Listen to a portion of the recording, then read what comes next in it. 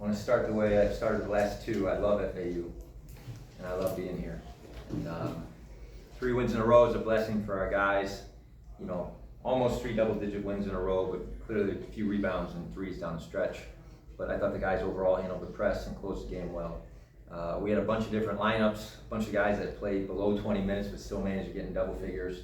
The assist percentage is out of this world, 23 on 31 baskets. When we share, we're pretty to watch. And we're going to keep working on being ugly on the other end. But really thankful for those guys to do finals and go through what they've been through. I can see the growth coming. So any questions?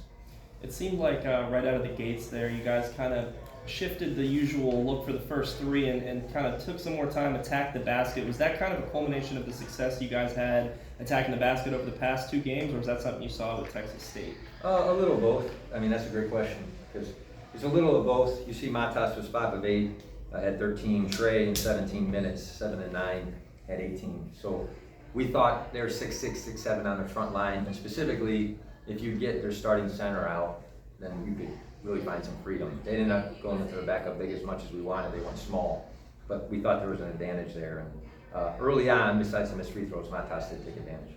And there's that little brouhaha there right at the free throw line. You guys came out of that with a 4-0 advantage, and it kind of seemed like that was where you guys took over. What does that say about your guys' ability to just push any of that nonsense on the court aside and just focus on finishing?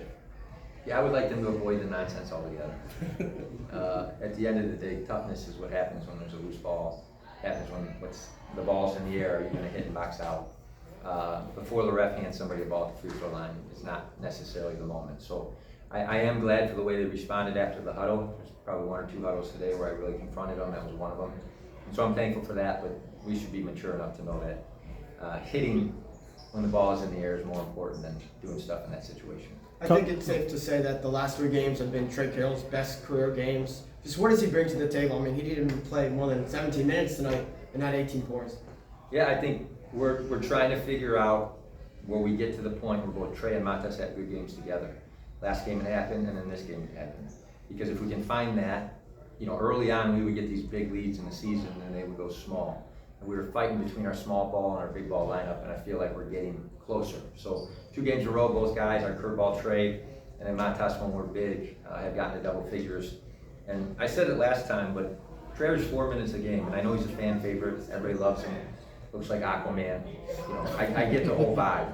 But to go from 4 minutes a game to what he's done in the last 2 weeks, to get a player of the week in the whole conference, he deserves to be complimented. And how special it is for a kid to not start, never know exactly what your roles is, and then deliver the way he has the last 2 weeks. So we're thrilled with him right now. Coach, seems like a bench mob is developing with Trey Carroll, Caleb Glenn, and Moretti just being that trio that provides sparks off the bench, considering that the bench almost scored half the team's points. How important will that be going into conference play when the team is in need of sparks on offense, when things aren't going as perfect as it could be from the starting 5? Yeah, I think, again, we've said it over and over, our goal is to lead the league in bench points. We haven't got to the American yet, but that's going to be part of what we do. And I think we have a whole different offense for when Nico and Trey and KG are in the game, and we're trying to stack minutes with Nico and Matas. I don't know if you saw tonight with him as a roller, because Nico's so good with the roller. So we'll keep tinkering with that. Most of that, to be honest, happens when you get 23 assists on 31 baskets. Almost everything makes sense when you pass the ball. Caleb had 4 steals before he fouled out. Are you okay with the aggressiveness like that, even though he fouled out, if he's succeeding in the steal department like that?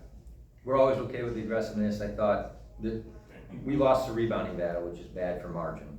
But you look at the turnover situation, it was 18-6. And we had to find shots there. Both teams shot about 51% from the field. So the turnover margin was important to us. I don't think KG's going to keep fouling out if he tries. And I'm really thrilled that he's learning to rotate. Because, I mean, him in transition is such a great time. If we could just get him a half second earlier on those steals, there will be no fouls, and there'll be a lot of fun going the other way. Coach, Last question. obviously the 3-ball wasn't a big emphasis, only 17 3-pointers today, but there were a lot more shots inside the paint. The ball was moving more fluidly. How beneficial will that be heading into the non-conference finale against Michigan State? Yeah, styles make fights, and sometimes we're going to make decisions as a staff that attacking the paint's a good thing. I think our paint points were 44-34, so we're a plus 10. We made 20 free throws, they only shot 15, so as much as KG was in foul trouble, it didn't affect our free throw margin. And between that and the turnover margin, that's probably where we won the game. So I think if you can score a layup, you know, all these analytics look uncontested threes, but if you make 8 of 10 of your layups, you're gonna have to make 6 or 7, you know what I mean, threes, so you can be close. So we're gonna take the layup when we get it. Thank you, Coach. Thank you. Thanks, Coach. Matas and